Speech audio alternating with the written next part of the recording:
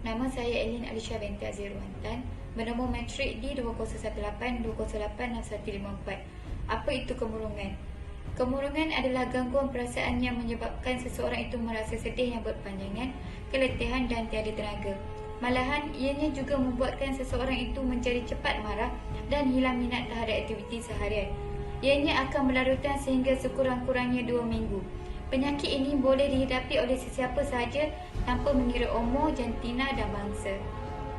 Salah satu punca cenderungnya kepada depresi ialah pesakit mempunyai sejarah keluarga yang sama, iaitu mempunyai masalah kemurungan depresi. Walaupun begitu, persekitaran sekelilingnya ada memainkan peranan yang penting.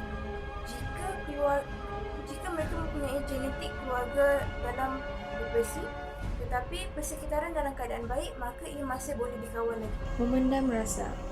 Golongan ini mungkin nampak baik dari luar, tapi kita tidak tahu dari segi dalaman mereka. Mereka agak susah untuk mengekspresikan diri, biarpun mereka marah ataupun mereka sedih. Dan ini adalah salah satu faktor kenapa mereka terjebak dengan depresi.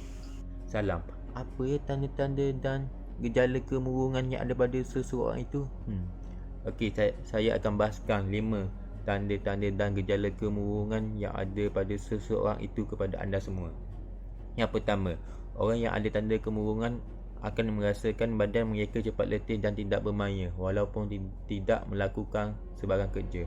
Yang kedua, seseorang itu mengalami perasaan bersalah di mana setiap perbuatan mereka seakan tidak betul. Yang ketiga, seseorang yang mengalami kemurungan akan sentiasa berada di rumah ataupun berkurung di dalam bilik kerana tidak berminat dengan aktiviti-aktiviti di luar seperti berkelah dan beriadah. Yang keempat, seseorang yang mengalami kemurungan akan mudah cepat berputus asa dalam kehidupan harian mereka. Yang kelima, diri mereka menjadi resah dan gelisah kerana mudah ataupun takut akan ancaman dari pihak luar ataupun persekitarannya, iaitu berpunca daripada masalah peribadi. Hi guys, here is Her. Today I want to introduce depression. Depression is also called depression disorder with significant and persistent mood depression as the main clinic characteristics is the main type of mood disorders. Clinically, it can be seen that low mood is not commensurate in the situation with the situation. Mood depression can range from melancholy to grief, low self-esteem, depression, even pessimism, suicide,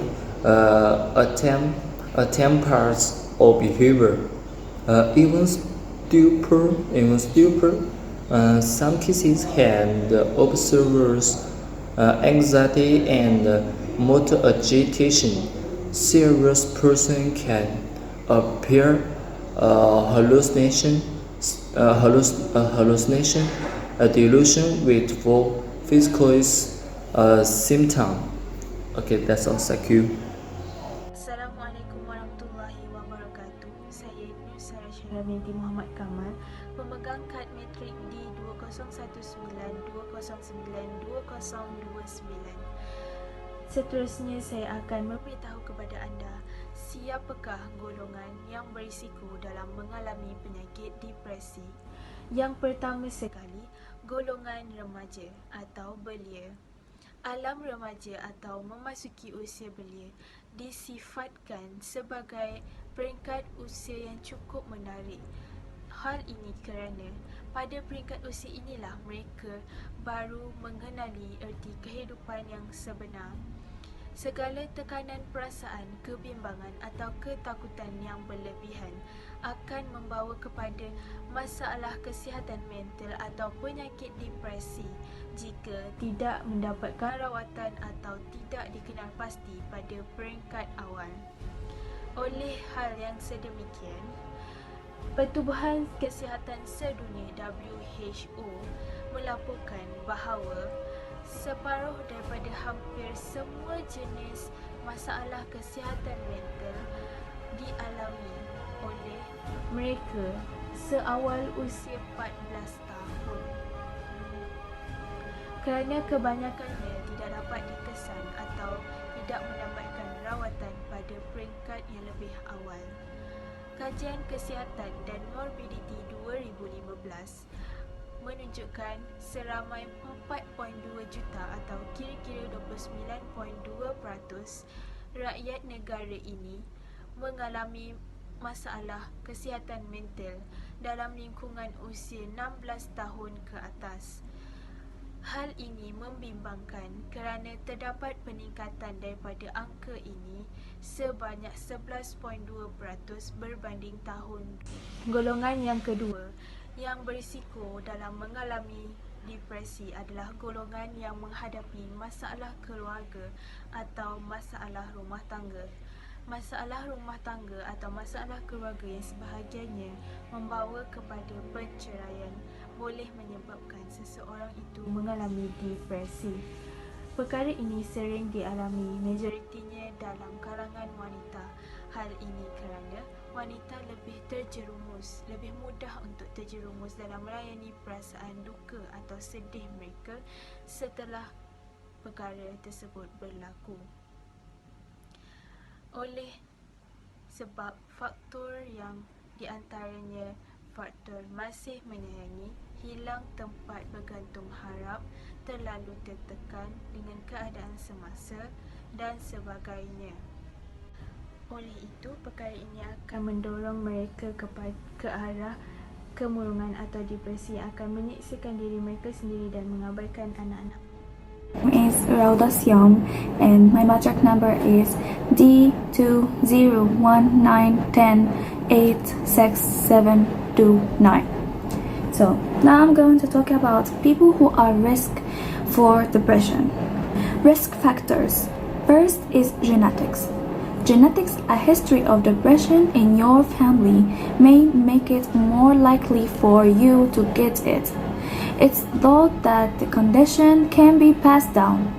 The exact way this happens, though, isn't clear. The second is death or loss. Sadness and grief are normal reactions. Sometimes, though, such big stress can bring you serious symptoms of depression, like thoughts of suicide, feelings of worthlessness.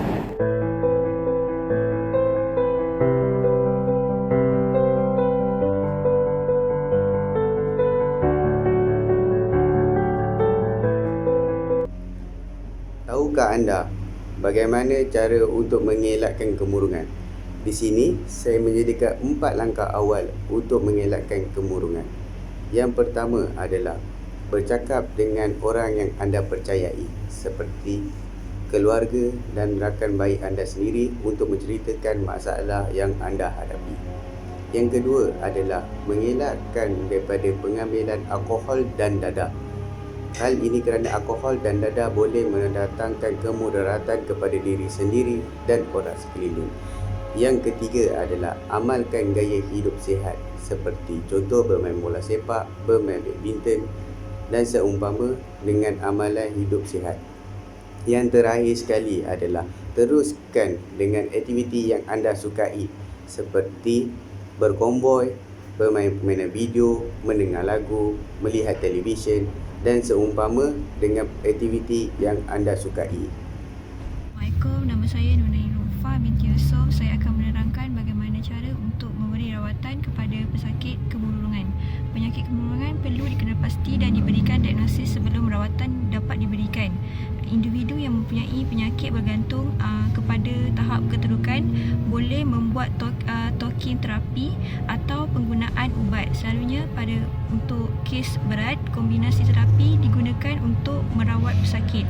Rawatan menggunakan ubat-ubatan adalah efektif dan selamat walaupun setiap ubat mempunyai kesan sampingan, dan keseluruhan pesakit di seluruh dunia akan menggunakan penggunaan ubat-ubatan untuk merawat mereka punya masalah kemurungan.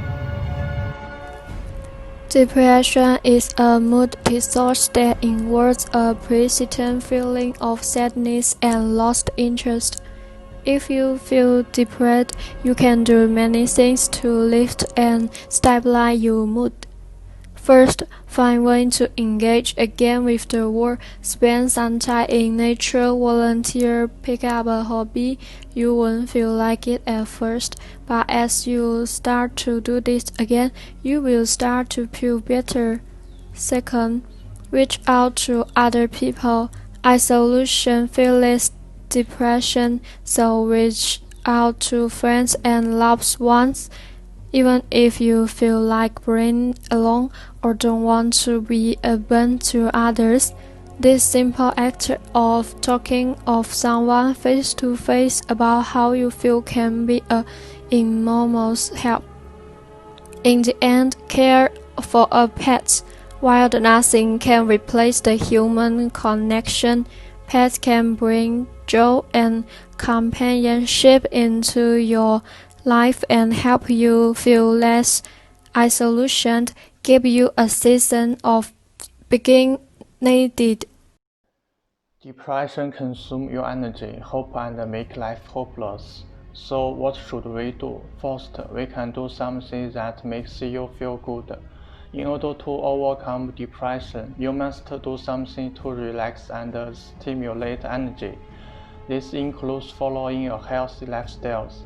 Learn how to better manage stress, setting limits on your abilities, and scheduling for activities throughout the day. What do you like or used to? Support your healthy sleep at least 8 hours a day. Reduce stress, let yourself feel relaxed, and practice relaxation skills. Daily relaxation exercises can help relieve the symptoms of depression, reduce stress, and enhance feeling of pleasure and well-being. Try Yuja and so on. #Anda disayangi. Mari kita jalankan aktiviti bersama. #Awak disayangi. Please love yourself. You're worth it.